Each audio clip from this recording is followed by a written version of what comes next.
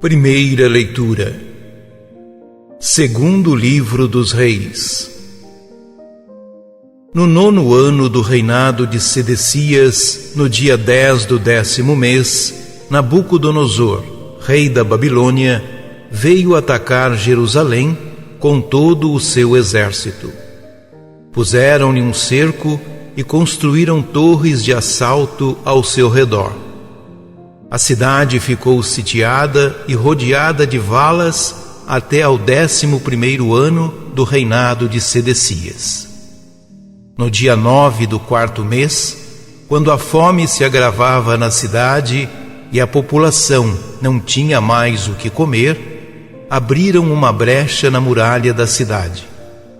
Então o rei fugiu de noite com todos os guerreiros pela porta entre os dois muros, perto do jardim real, se bem que os caldeus cercavam a cidade e seguiram pela estrada que conduz a Araba.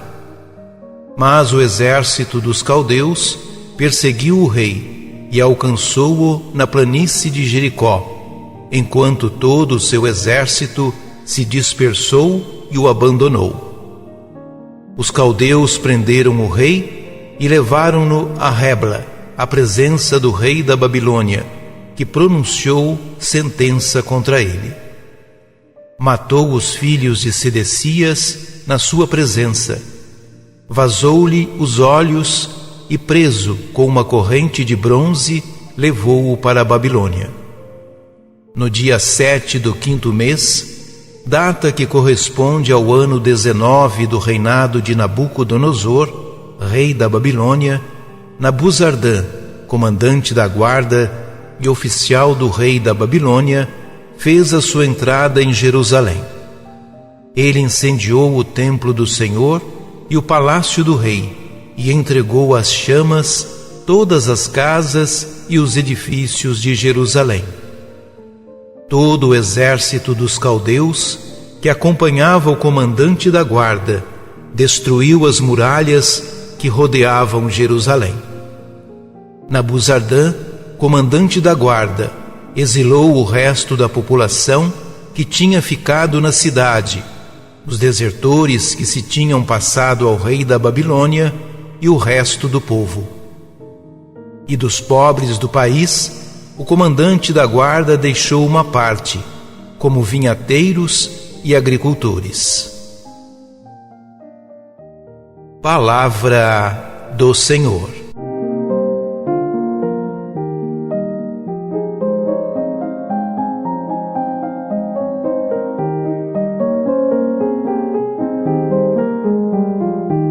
Esta passagem é muitas vezes vista como uma manifestação do julgamento divino contra Judá por seus repetidos pecados e idolatrias.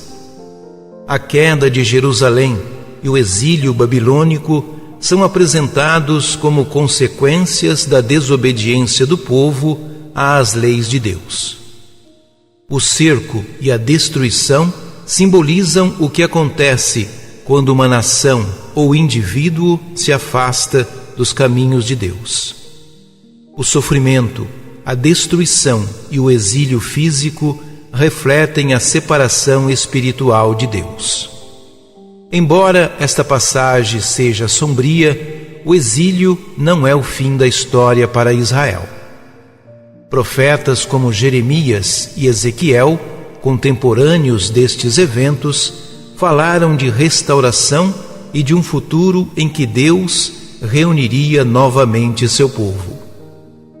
Esta passagem nos convida a refletir sobre nossas próprias vidas e comunidades. Estamos vivendo de acordo com os ensinamentos de Deus? Como reagimos aos avisos divinos através de escrituras, circunstâncias e líderes espirituais? O povo de Jerusalém enfrentou um sofrimento extremo. Em tempos de dificuldade, somos chamados a manter a fé e a esperança, lembrando que Deus está presente mesmo nas situações mais difíceis. Assim como Jerusalém eventualmente experimentou a restauração, podemos buscar a restauração espiritual em nossas vidas, voltando-nos para Deus com arrependimento e um desejo sincero de seguir seus caminhos. Este pequeno trecho do Livro dos Reis, embora trágico, oferece lições valiosas sobre justiça, arrependimento e a contínua esperança na fidelidade de Deus para restaurar seu povo.